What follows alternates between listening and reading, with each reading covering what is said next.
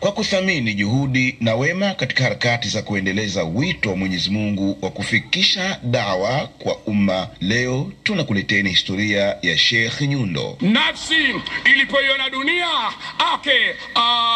ikaona kwamba ya ndani ya dunia ni mazuri zaidi kuliko alopangiwa na Mola wake, na ndo maana Mwenyezi Mungu Subhanahu wa Ta'ala akasema, qul, sema uambie hao, mata'u dunia qalilu, hizo starehe za dunia ni za muda mchache tu.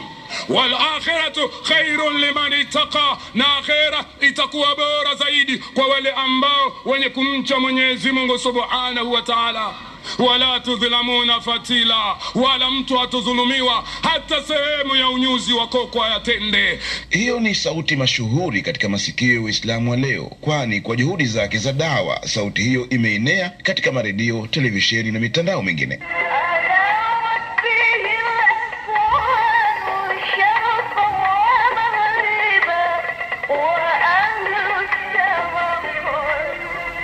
Jina kamili la mwanaharakati huyo ni Sheikh Hussein Hassan Jabu, lakini kwa umaarufu wake ni Sheikh Nyundo.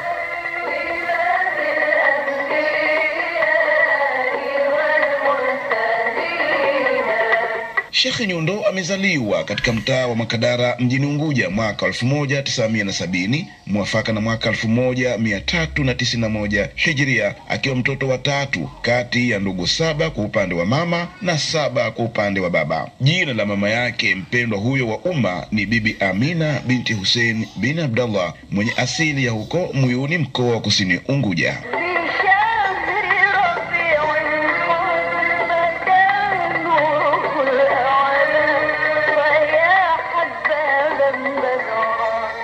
Na harakati huyo alipata masomo muhimu ya msingi wa Uislamu, yani Qur'ani, kupitia mwalimu wake Sheikh Hussein wa Makadara, na elimu ya sekula akasoma skuli ya Migombani msingi na skuli ya Haile Selassie sekondari hadi kufikia darasa la 11.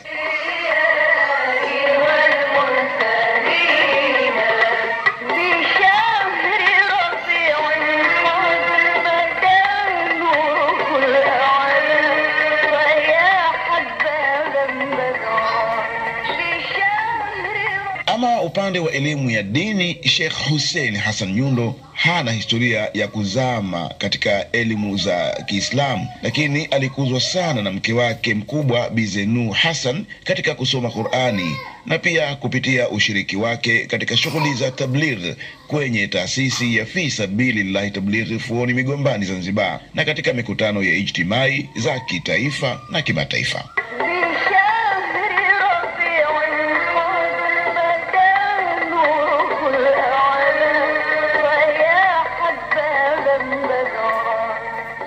Sheikh Nyundo ndiye aliyekuja na mtindo mpya wa kuwasilisha dawa zake, ambapo pamoja na kukosa sifa ya kuzama sana katika elimu ya dini, lakini mihadhara yake yote alikuwa akiendesha chini ya dalili za aya za Qur'ani na hadithi za Mtume sallallahu alayhi wasallam. Tunamalizia nguo ya 3. Mwenyezi Mungu Subhanahu wa Ta'ala amesema, waja'ala laila libasa. Mwenyezi Mungu amejalia usiku ni nguo, siku nao ni nguo. Amejalia Allah Subhanahu wa Ta'ala usiku ni nguo. Kwa nini ukaitwa nguo usiku? Kwa kuhifadhi baadhi ya mambo.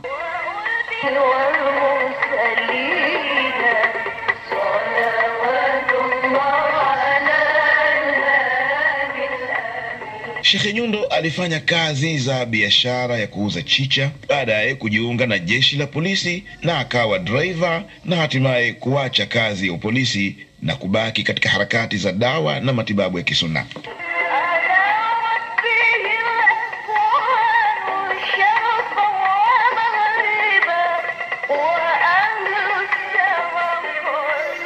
Tukirejea maneno ya Mwenyezi Mungu kuwa kila nafsi itaonja mauti, basi Sheikh Nyundo ilifika siku yake ya kuonja ladha hiyo usiku wa Jumapili kuamkia Jumatatu ya tarehe 16 Machi 2020, ambapo aliswaliwa Masjid ya Afra Kidongo Chekundu na kijijini kwao Muyuni alikozikwa, katika kiunga ambacho pia mama yake mzazi alizikwa.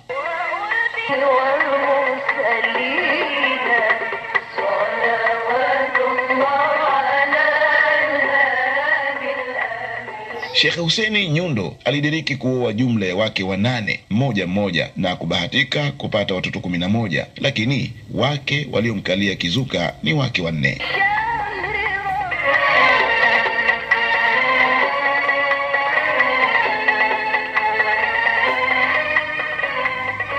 Ama walioshuhudia maziko yake watakubaliana nami kuwa ni umma mkubwa wa Uislamu walioujaza msikiti mkubwa kabisa wa Afra Kidongo Chekundu, pamoja na makundi makubwa ya wanawake waliotapakaa katika chochoro zote za nyumba za karibu na nyumba aliyokoshewa na msikiti wa Afra aliposwaliwa.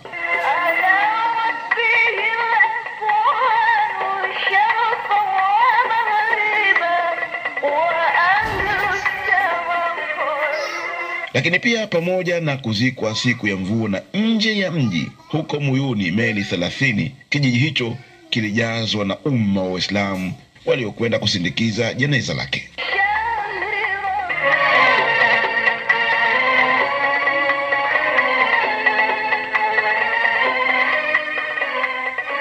Staili ya uwasilishaji wa mawaidha yake na namna ya ukali wa makemeo yake bila shaka ni sababu ya mawaidha yake kupendwa na kuendelea kusikilizwa muda mkubwa wa baadaye inshallah. Wa mal hayatu dunia illa mata'ul ghurur, hayajawa hayo maisha ya dunia isipokuwa ni yenye kumchombeza mwanadamu, yakamdanganya akaona hapa nitapata, iko siku utapatikana wewe na mie.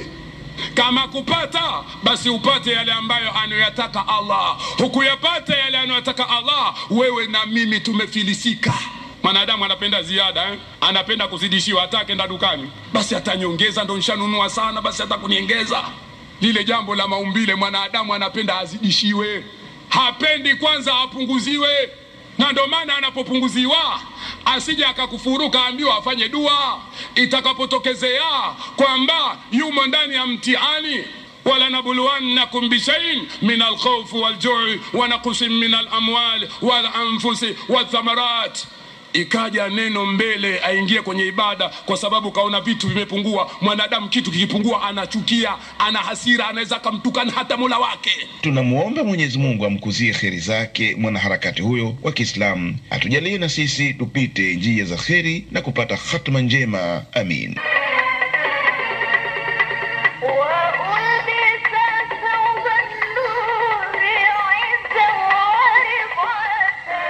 Hiyo ni historia ya mwanaharakati wa Kiislamu Sheikh Hussein Hassan Jabu au Sheikh Nyundo, wabillahi tawfik.